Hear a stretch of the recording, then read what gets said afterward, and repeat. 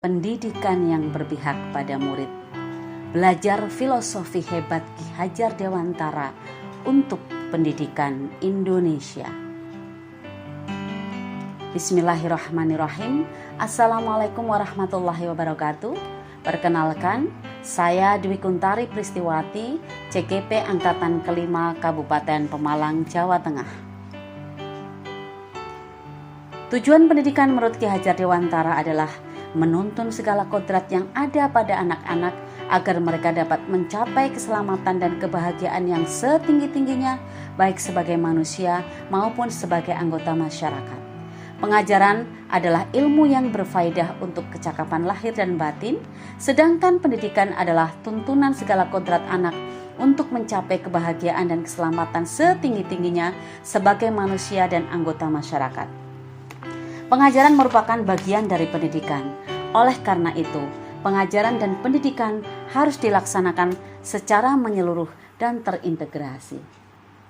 Pendidikan menurut Ki Hajar Dewantara adalah menuntun. Pendidikan itu hanya sebuah tuntunan di dalam hidup tumbuhnya anak-anak. Menuntun segala kodrat yang ada pada anak-anak untuk mencapai kebahagiaan dan keselamatan setinggi-tingginya sebagai pribadi maupun masyarakat. Tumbuh kembangnya kecakapan akan anak terletak di luar kehendak pendidik. KHD mengibaratkan bahwa pendidik adalah petani. Anak didik adalah benih-benih yang ditabur dan disemaikan oleh petani. Benih jagung akan tumbuh sebagai jagung, benih padi akan tumbuh sebagai padi. Petani tidak bisa menumbuhkan jagung sebagai padi. Begitu juga dengan pendidik, tidak bisa menumbuhkan anak didik di luar kodratnya. Perawatan benih-benih yang disemai juga harus sesuai dengan cara dan kebutuhannya. Perawatan jagung sesuai dengan kebutuhan jagung. Ada perbedaan cara merawat benih sesuai dengan kebutuhan mereka. Tidak bisa disamakan. Jadi pendidikan adalah menuntun anak sesuai dengan kodratnya, bukan merubah kodratnya. Sebagai penuntun, hendaklah seorang pendidik mempunyai rasa, mempunyai kemampuan menjadi pamong dalam memberi tuntunan dan arahan agar anak didik tidak kehilangan arah dan membahayakan dirinya. Dalam proses menuntun, anak diberi kebebasan, namun tetap dalam bimbingan, tuntunan, dan arahan.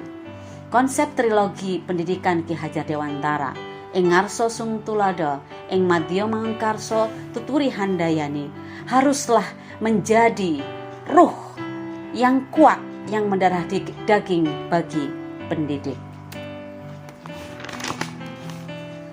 Lebih dalam, Ki Hajar Dewantara menyampaikan bahwa pendidikan harus dilakukan secara sesuai dengan kodrat keadaan, yaitu kodrat alam dan kodrat zaman. Kodrat alam berhubungan dengan sifat dan bentuk, kodrat zaman berhubungan dengan isi dan irama. Pendidikan disesuaikan dengan kodrat zaman bahwa pendidikan itu harus dinamis, mengikuti perkembangan zaman. Seperti di era abad 21 ini, pendidikan hendaknya dilakukan untuk mewujudkan pribadi yang mempunyai keterampilan abad 21. Berpikir kritis, memecahkan masalah, kreativitas, kemampuan komunikasi dan kolaborasi.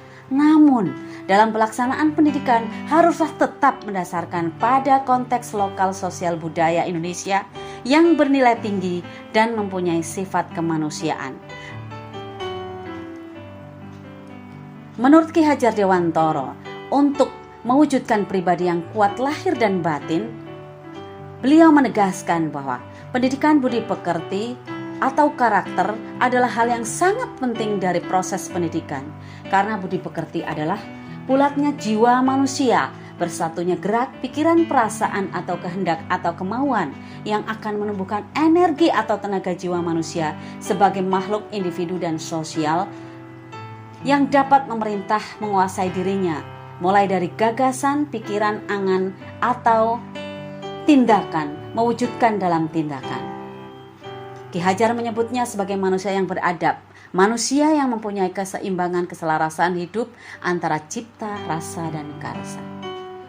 Menurut KHD, keluarga adalah lingkungan pertama utama yang sangat baik untuk membentuk pribadi. Orang tua dan seluruh anggota keluarga dewasa hendaknya menjadi teladan, panutan, penuntun dalam melatih karakter anak agar siap menjadi anggota masyarakat dan menjadi pribadi yang tangguh dan cerdas. Sebagai pendidik, hendaknya kita juga turut serta berperan dalam menemukan budi pekerti murid dengan tuntunan teladan yang sesuai dengan kebutuhan murid.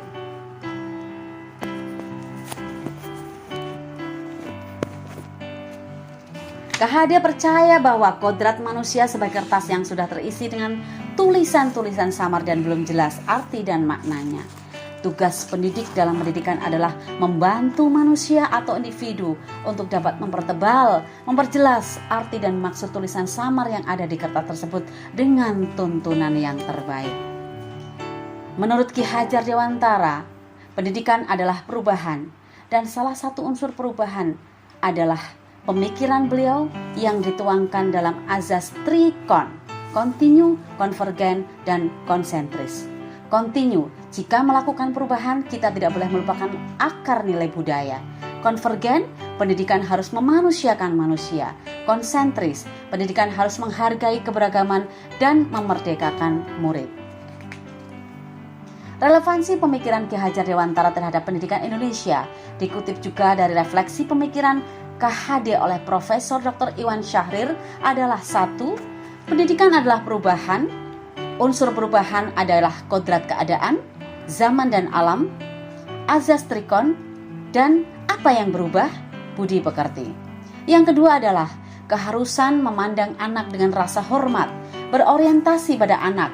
Tujuan pendidikan adalah murid, murid, dan murid. Yang ketiga, pendidikan wajib mengutamakan murid dengan azas, bebas dari segala ikatan, dengan suci hati mendekati murid, tidak untuk meminta suatu hak, namun berhamba kepada murid. Sebagai penutup, izinkan saya mengkontekstualisasikan pemikiran KHD dalam sebuah puisi. Menghamba. Kadang ada rasa sesal ketika keluar kelas berpisah dengan mereka. Kadang ada rasa kecewa ketika melihat ketidakseriusan mereka. Bahkan kadang ada rasa terluka melihat mereka sungguh tak mau dengarkan kita. Ada apakah gerangan mereka? Membuat bertanya-tanya. Sudah tepatkah rasa sesal tanpa melihat bagaimana kita? Sudah pantaskah rasa kecewa tanpa berpikir mereka juga kecewa? Sudah benarkah rasa terluka tanpa terbersit mereka juga terluka? Belajar memahami, belajar bersimpati, belajar berempati dan introspeksi diri. Tepat, rubah cara pandang terhadap mereka, perlakuan terhadap mereka, penghormatan dan penghargaan terhadap mereka. Gunakan hati dan rasa untuk lebih menyentuh mereka. Terima kasih. Wassalamualaikum warahmatullahi wabarakatuh.